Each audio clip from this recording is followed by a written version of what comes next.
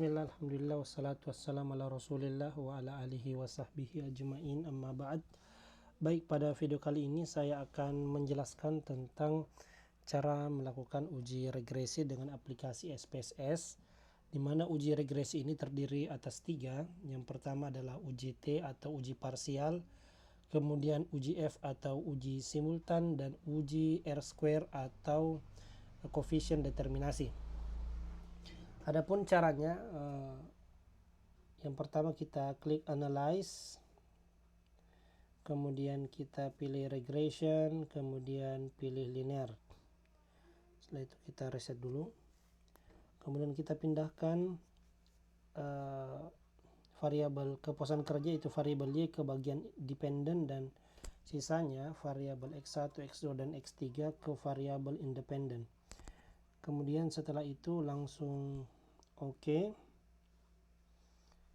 Di sini ada berapa? 3 tabel yang akan kita baca berkaitan dengan uji tersebut.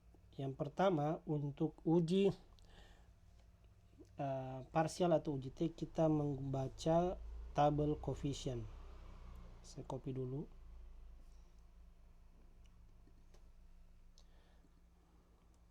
Oke. Nah, ketika kita membaca tabel coefficient ini untuk uji parsial, maka yang pertama kali yang harus kita baca adalah nilai signifikansi, di mana ketika nilai signifikansinya di bawah 0,05 berarti dia memiliki pengaruh yang signifikan. Kita bisa lihat di sini untuk gaya kepemimpinan ternyata nilai signifikansinya adalah 0,415. Artinya dia lebih besar daripada 0,05.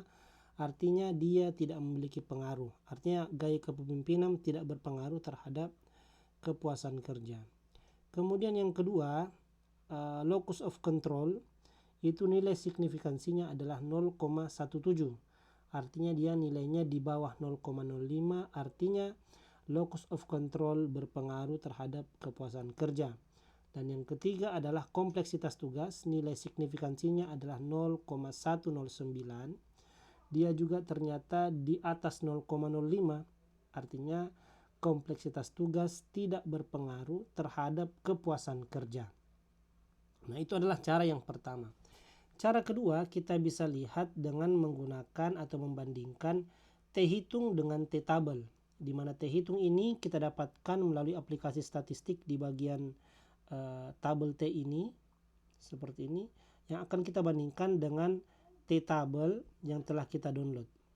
Adapun T-tabel itu cara membacanya, yang pertama adalah untuk membaca kolomnya kita membagi antara alfa dibagi 2. Alfa adalah tingkat signifikansi, di mana yang kita gunakan secara umum di riset-riset sosial adalah 0,05.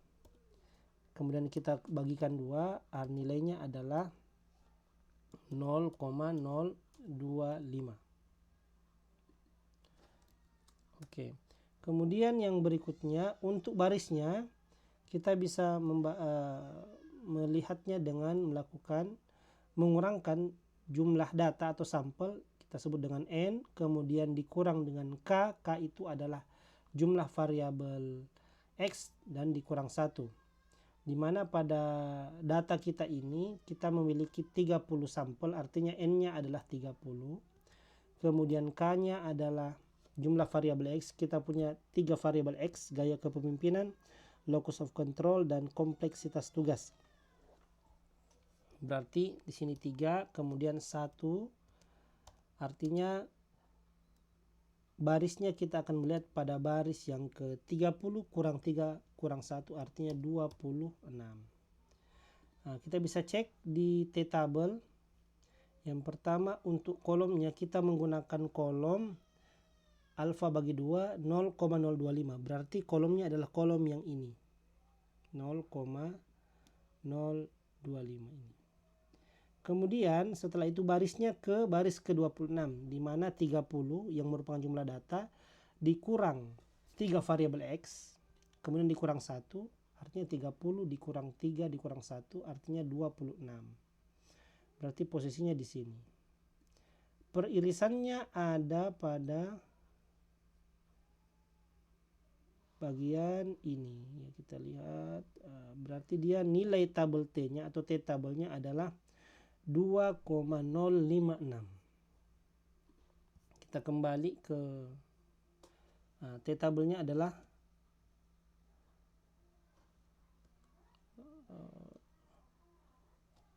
T tabel sama dengan berapa tadi? 2,056. Oke, 2,056. Nah, kita bisa bandingkan. Yang pertama, gaya kepemimpinan nilainya adalah 0,828. Ini jelas lebih kecil daripada T tabelnya. Artinya dia tidak berpengaruh. Kemudian yang kedua adalah 2,547 merupakan T hitung dari locus of control. Ini lebih besar daripada T tabelnya, yaitu 2,056. Dan yang ketiga, kompleksitas tugas nilainya adalah minus 1,659. Ini juga di bawah dari atau lebih kecil daripada nilai T tabel, yaitu 2,056. Artinya setelah membaca T tabel, kita hanya menemukan bahwa locus of control lah yang memenuhi syarat, di mana T hitungnya lebih besar daripada T tabel. Selain membaca bagaimana pengaruh, kita juga bisa membaca pengaruhnya positif atau negatif dengan melihat pada kolom unstandardized B. Di sini kita bisa melihat ketika nilainya dia positif, maka dia memiliki pengaruh positif.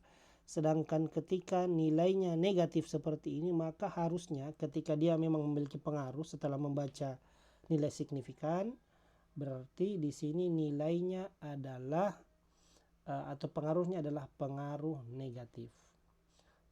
Oke. Kemudian yang berikutnya kita akan membaca atau melakukan uji simultan.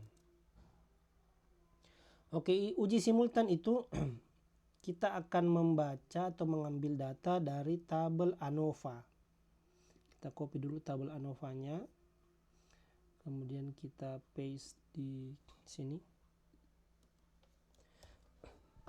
Oke. Nah, di sini kita akan melihat apakah keseluruhan variabel X, yaitu kompleksitas tugas, locus of control, dan gaya kepemimpinan bersama-sama mempengaruhi kepuasan kerja.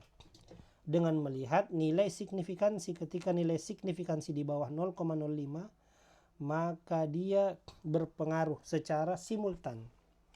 Tapi ternyata nilainya kita lihat di sini, nilainya adalah 0,074, artinya nilai signifikansi di atas 0,05. Artinya secara simultan tiga variabel X ini tidak berpengaruh terhadap variabel Y, yaitu kepuasan kerja. Selain itu kita juga bisa membaca dengan menggunakan F hitung dan F tabel, di mana F hitung itu harus lebih besar daripada F tabel. F hitung kita di sini sudah dapatkan 2,589 ya. 2,589. Kemudian F tabelnya kita bisa membaca F tabel, yaitu kolomnya adalah kolom K, artinya jumlah variabel X, di mana variabel X untuk data kita ini itu ada 3. Kemudian N dikurang K, N-nya adalah 30. Kemudian dikurang 3, artinya 27. Oke. Kemudian kita bisa baca tabel F. Tabel F-nya ada di sini. Yang pertama, kolomnya adalah jumlah variabel X, yaitu 3, yang ini. Kemudian barisnya adalah N dikurang K, 30 dikurang 3. Tapi di tabel ini ternyata cuma sampai 25, jadi kita ambil nilai terdekat, yaitu 25 saja. Dimana kalau kita lihat peririsannya itu ada pada bagian ini 2,99 ya, 2,99 kolom ketiga baris ke-25, karena ini nilai yang paling mendekati. 2,99 kita pindahkan dulu. F tabelnya adalah 2,99.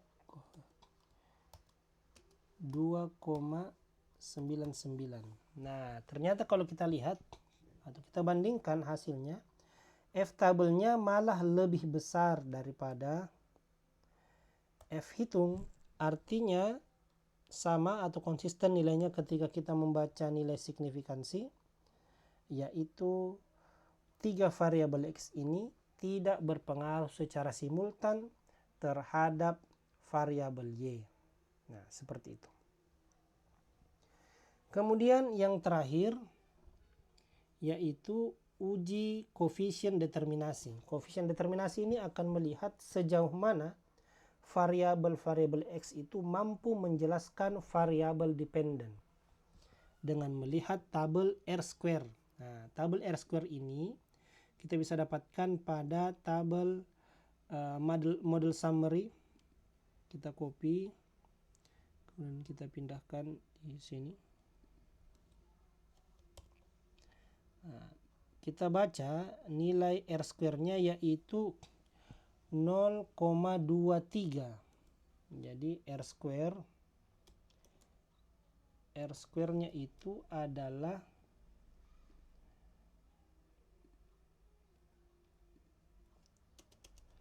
0,23 atau 23%. Artinya apa? Ketiga variabel X ini artinya kompleksitas tugas, locus of control, dan gaya kepemimpinan hanya mampu menjelaskan variabel Y, yaitu kepuasan kerja, hanya sebesar 23%. Artinya apa? Masih ada 77% faktor-faktor lain yang bisa menjelaskan variabel Y-nya. Ya, seperti itu. Jadi yang bisa dijelaskan oleh 3 variabel X ini hanya 23%, sisanya yaitu 77% bisa dijelaskan dengan variabel-variabel yang lain yang tidak dibahas dalam riset kali ini. Nah, seperti itu cara membaca koefisien determinasi atau R-square. Jadi 77% dijelaskan oleh variabel lain yang tidak dibahas pada penelitian ini. Nah, seperti itu. Oke, syukran wa jazakumullahu khairan.